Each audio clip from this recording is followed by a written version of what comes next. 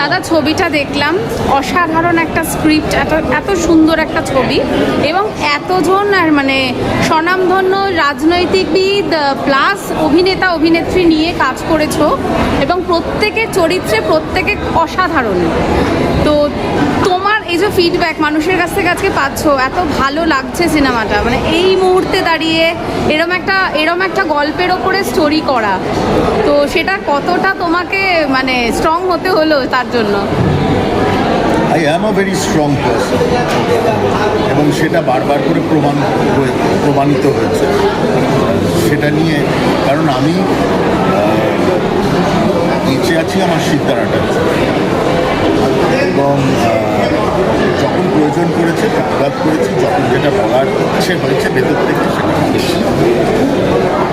আজকে এই ছবিটা দেখার পর তো তোমাদেরও তো মনে হচ্ছে যে শিক্ষা নিয়ে এই রকম দুর্নীতি আমাদের রাজ্যে কখনো ঘটেনি আজ পর্যন্ত, এবং এই রকম একটা স্ক্যামকে ডেফিনেটলি ডেসপাইজ করা উচিত, যেটা আমাদের ছাত্র জীবন, ছাত্র ভবিষ্যৎ ধ্বংস করে দিতে হবে।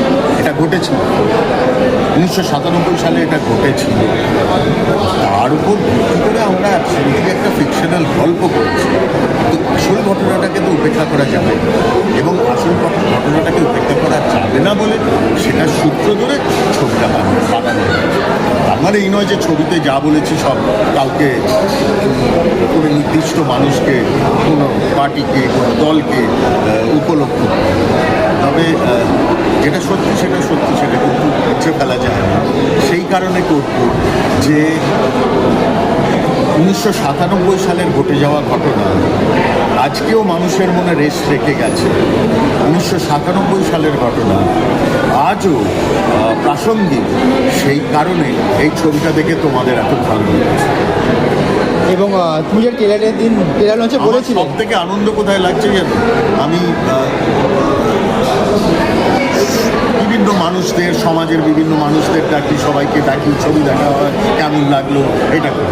কিন্তু এবারে we decided, because of its seriousness, যে তোমাদেরকে, তোমরা যারা ওতপ্রোতভাবে আমরা কীভাবে শ্যুট করছি, কীভাবে কাজ করছি, কী ছবি বানাচ্ছি সারাক্ষণ ধরে থাকবো, তো তোমাদের মনেও তো মধ্যেও একটা দর্শক আছে।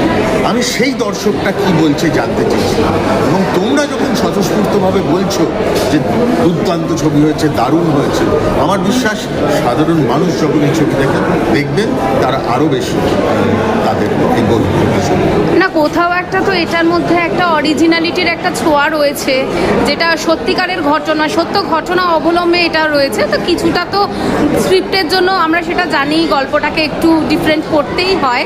কিন্তু আমি দাদা জিজ্ঞাসা করব, কুণাল ঘোষ ইনি প্রথমবার তোমার ছবির মারফত, তোমার হাত ধরে মানে পর্দায় এলেন, এবং কুণালদার যে চরিত্রটা আমরা দেখেছি, কোথাও কুণালদার পার্সোনাল লাইফের সাথে কিছুটা মিল রয়েছে, মানে পলিটিক্যাল একজন অভিনয় ভঙ্গি, না সত্যি একদম আলাদা, সত্যি তাই। সেটা প্রথম ছবিতে কাজ করতে এসে একজন মানুষ তার কথা বলার ভঙ্গি কমপ্লিটলি বদলে ফেলে অন্যরকমভাবে একটা চরিত্রের পোট্রে করা, একদমই একদমই একদমই, এবং তার জন্য যে অনুশীলনও করেছে তার জন্য হ্যাটস অফ করুন। এবং সত্যি কথা বলতে কি, একটা মানুষের জীবনে নানান ঘাত প্রতিঘাত আসে। কুণাল কিন্তু তার জায়গায় স্থির থেকে লড়াইটা করে গেছে, এবং সেই কারণে আজকে আগামী নির্বাচনে সে আমাদের জনপ্রতিনিধি হয়ে লড়তেও চলেছে, সেই জায়গাটা কুণালের জন্য আমি সত্যি খুব আনন্দ।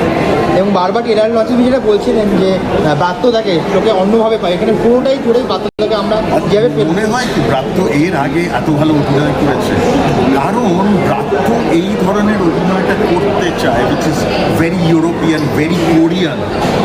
হ্যাঁ, এই যে সাটল অভিনয়, ধরে মেপে কথা বলা, এবং ক্যামেরাও যে ওর ওপর ধরে আছে, ওর থেকে সরছে না, এটা আমরা কনস্ট্যান্টলি করেছি। 2 ঘন্টা 25 মিনিটের ছবি প্রায় স্লো বার্নার বলা যেতে পারে। এটাই কিন্তু ধুন্ধুমান নয়, না এটা রিভেঞ্জ ফিল্ম নয়, এটা দুরন্দর নয়, কিন্তু তাও তোমরা বলছো আমরা ক্যামেরা আমরা তো উঠতে পারছিলাম না, আমরা উঠতে পারছিলাম না। এটাই আমার এইটাকে আমি বাড়ি দিয়ে যাবো, এটা আমার কাছে। এবং শেষে একটাই জিনিস হলো ঋতুদি, মানে যাকে নিয়ে পুরো গল্পটা। ঋতু তো বোধহয় যে সময় বলবো, একটা সময় যে উন্নয়ন ঋতুদার সাথে করেছে, দহনী, পারমিতার একদিন, এবং কিছুটা ডেফিনেটলি বেগম জানে। বেগম জান তার বাইরে এতদিন পর ঋতুকে আবার নতুন করে দেখতে ইচ্ছে করছে। এবং একদম ডিগ্ল্যামারাইজ একটা আমি বলছি, ক্যারেক্টার। আমি এই ছবিটা অন্তত 25 থেকে 30 বার দেখে ফেলেছি কাজ করতে, ঋতুকে এখনো দেখতে ইচ্ছে করছে, তাই না? প্রাপ্তকে দেখতে ইচ্ছে করছে। আমার টেকনিশিয়ানরা যারা কাজ করছে তারা বলছে প্রাপ্ততার সিন আসলে চোখ সরাতে ইচ্ছে করছে। ওই যে হিউমারটা নিয়ে যে স্যাটিলিটির একদম, সাথে একদম।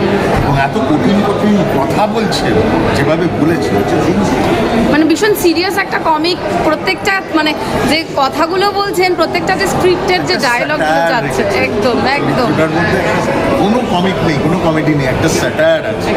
এবং সেই স্যাটায়ারটা হচ্ছে একটা মানুষ যখন উপেক্ষিত হয়, আমরা কি বলছি, মানে সেই সময়কার দূরে গোয়েন্দা, কিন্তু তাকে যখন নির্বাসনে যেতে হয় এবং যে কষ্টটা নিয়ে সে আজীবনকাল বয়ে চলেছে, সেই মানুষটার একটা স্যাটায়ার আছে, সেই মানুষটার একটা